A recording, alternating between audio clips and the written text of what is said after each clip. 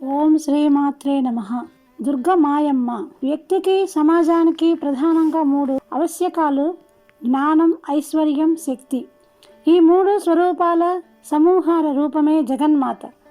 జ్ఞానాన్ని సరస్వతిగా, ఐశ్వర్యాన్ని లక్ష్మిగా, శక్తిని భవానిగా ఉపాసించి మూడింటి ఏకస్వరూపాన్ని దుర్గగా ఆరాధించడం మన సాంప్రదాయం. ధర్మానికి, లోకక్షేమానికి విఘాతాన్ని కలిగించే అసుర శక్తుల్ని దుసుమారటానికి దేవతా శక్తులు ప్రార్థించగా నిరాకార అయిన శక్తి సాకారంగా ఆవిర్భవించి రాక్షస సంహారం చేసిన గాథల్ని పురాణాలు పలు విధాలుగా వర్ణించాయి.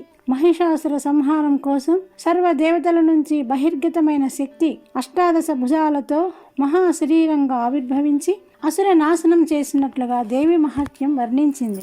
దేవతలందరిలో ఉన్న శక్తే జగన్మాతని, ఆమె నుంచి వచ్చిన శక్తులతోనే వారిని వ్యవహరిస్తారని ఈ వర్ణనలోని తాత్పర్యం. సూర్యుని నుంచి కిరణాల వలె జగదాంబ నుంచి వ్యక్తమయ్యే విభిన్న లోకరక్షణ శక్తులే దేవతలు. దేవతల సమూహ శక్తిగా దుర్గను కీర్తించింది పురాణం. దుర్గా నామాన్ని ఒక మహామంత్రంగా వేదవాంగ్మయం పేర్కొంది. ఈ నామానికి అర్థశక్తితో పాటు మహిమాన్వితమైన శబ్దశక్తి ఉంది.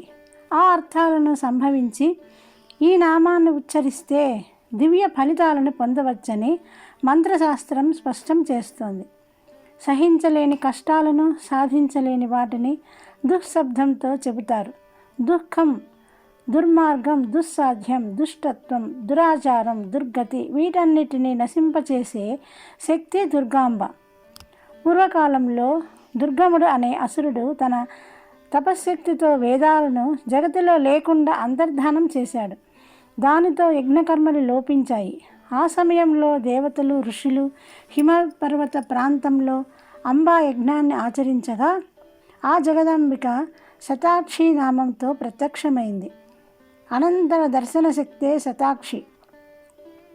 తన కనుల నుంచి అమృతమయ కరుణా వీక్షణాలను ప్రసరించి లోకాల తాపాలను పోగొట్టిన అనంతరం తన నుంచి వివిధ శాఖలను అంటే కాయగూరలు, పళ్ళు, సస్యాలు మొదలైన ఆహార ద్రవ్యాలను సృష్టించి లోకాల ఆకలిని పోగొట్టింది. ఈ మూర్తినే శాకంభరి అంటారు. ఈ శతాక్షి శాకంభరి స్వరూపాన్నే విశాలాక్షి, అన్నపూర్ణగా ఆరాధిస్తారు.